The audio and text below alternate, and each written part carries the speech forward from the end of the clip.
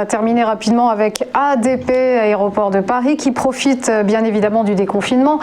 Du coup, plus forte hausse avant-hier au SRD, une envolée de plus 8,15%. En effet, les valeurs qui avaient souffert énormément du Covid et puis le retour à la normale de l'économie, tout secteur de l'événementiel, du tourisme et donc du transport aérien est un petit peu en ce moment à la fête, et ça fait déjà plusieurs semaines qu'on le note. Mais là, ADP enfin a donné un vrai signal. Avec la cassure, on le voit graphiquement, de ce gros niveau à 115-117, c'est un gros signal. On était depuis en fait la crise du Covid, on s'est bloqué sous ce niveau, on passait pas, mais on voyait qu'il y avait une accumulation parce qu'on faisait des plus bas de plus en plus haut. Donc on voyait qu'il y avait une pression acheteuse sous-jacente qui allait permettre au titre de décaler. Alors maintenant, attention. Techniquement parlant, on est quand même revenu en dehors des bandes de Bollinger hier durant la séance. On a une bulle en fait, et à court terme, il faudrait qu'on revienne déjà tester les moyennes mobiles, réintégrer les bandes de Bollinger avant de réaccélérer. Il y a deux possibilités, soit le titre consolide à plat, attend les moyennes mobiles, ou bien va venir retester avec un pullback les 117 € avant de repartir.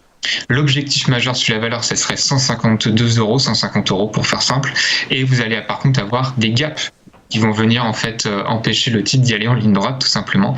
Donc ces gaps, c'est des trous de cotation qui avaient été laissés ouverts par le marché durant la chute, durant le crack Covid. Et il faudra les combler avant d'atteindre l'objectif à 150 €. Alors juste quand même petite mise en garde au niveau des fondamentaux.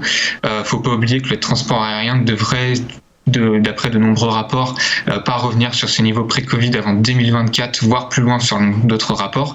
Et ça se voit sur ADP dans les prévisions des analystes. Puisque par exemple, on ne devrait pas retrouver les niveaux de chiffre d'affaires de pré-Covid avant 2022-2023.